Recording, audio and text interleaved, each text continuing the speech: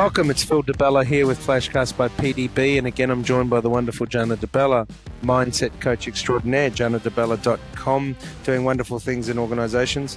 Today, as always asked, I want to talk about culture. To me, let's go from the start. Organizational culture is a system of shared assumptions, values, beliefs that govern how people behave in organizations. These shared values have a strong influence on people and organizations, and they also dictate how they address, act, and perform in their jobs. However, to me, culture is not a set of statements on a wall. Culture is exactly a byproduct of what your customers will say about the people, about the way your company presents, and how it interacts and ultimately executes what it does. Culture is not a set of statements on a wall, I repeat. Culture is how it makes other people feel about the values and beliefs that your organization and its people has. Gianna, tell me, culture to you means what? Oh, culture to me is very much about the values that people share. So grab a collective group of people, and the shared values that they hold becomes representative of how that business acts with their customer, how that business feels about their customer, and the value that that business creates for their customer. Yeah, totally agree. And you'll see that word keep coming up about customer, because one thing that we all share is that without a customer, you don't have a business, and, as we all go around, current employee engagement surveys and all the rest of it, there's one correlation is that there's actually an epidemic and an emergency happening around the world when it comes to employees. And people talk about, employees not being engaged, and how do we get them engaged, and what do we do and what don't we do? And my simple answer to that, as simple as it can be, because it's not a simple thing, is get them emotionally engaged in what the organization believes and sees. What does it feel? What does an organization really stand for? To me, if you want to have exceptional culture within your organization, within your people, it really is about the belief system and the values of what the organization stands for. And then that cascades down to its people.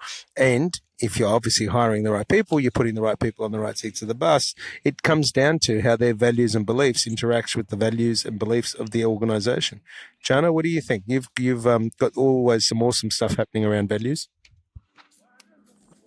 Well, I think it very much starts with the leadership in the organisation. The culture starts within the leadership group and then cascades down, and then the group that it cascades down to create that culture in a very alive way, and then it cascades back up again.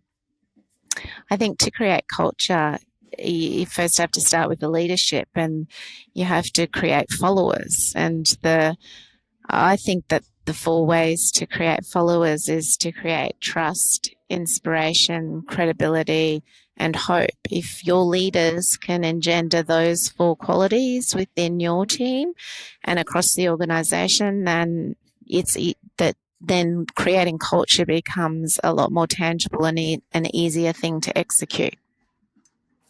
Yeah, some really good sound advice and 4-step plan there. To me, successful culture has 3 key features. It has solidarity, so we are all in this together. It has energy, which is the essence of an organization's soul and their vibe, and it has autonomy. It gives people more freedom, and that's something that really doesn't exist in a lot of organizations. So solidarity, energy, and autonomy. To me, people stay in a workplace because of friendships and mates, and often leave because of conflict and managers. So when you are able to apply solidarity, energy, and autonomy, you will automatically normally get people staying in a workplace because of friendships and mateship that they create, rather than the conflict and managers. And the conflict and managers normally comes down from people pushing down things to people, rather than using, a collaboration to seek results and seek strategy and seek, engagement in what needs to happen. To me, culture relies on building communities, which is done by building conversations.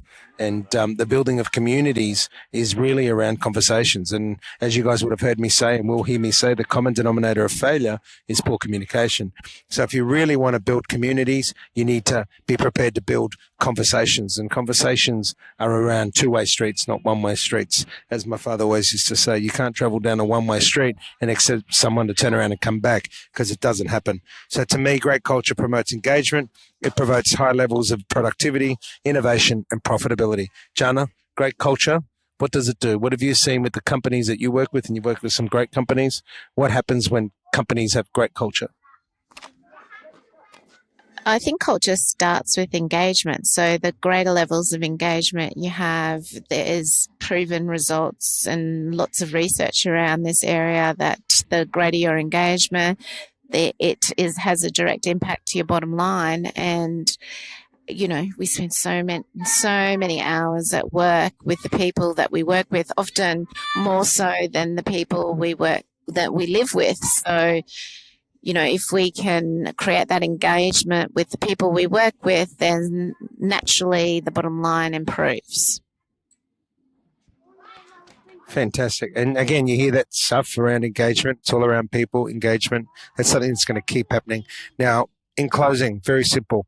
We need to make workplace cultures fit for purpose. We need it to make fulfilling employees and organization. We need fit for purpose. Remember that the one set of rules, the one set of engagement strategies, what you've done previously won't always work for anybody else. It's all about making sure that you design what you need for the purpose that you need it. It is all about fit for purpose. It's all about making sure that you identify what your organization stands for, what it seeks to achieve, and then what it looks like. What do you want people to say about you? What is it that people are going to say about your culture, your people, about your beliefs, about your values? This whole concept of culture is a byproduct of getting things right. Let me re-say that. It is a byproduct of getting things right. People lead with culture. To me, culture is a byproduct. So making sure that you have a very clear vision of who and where you want to be, making sure that you employ the right people to achieve it, make sure that you care about the people that you have, and understand that without people, you can't get what it is that you want to be. Guys, go out there and create amazing organizations. Make sure that you care about your people. Make sure that you involve your people in what it is that they're doing, and have the right people on the right seats of the bus with the right belief system and value system. Gianna, closing comments?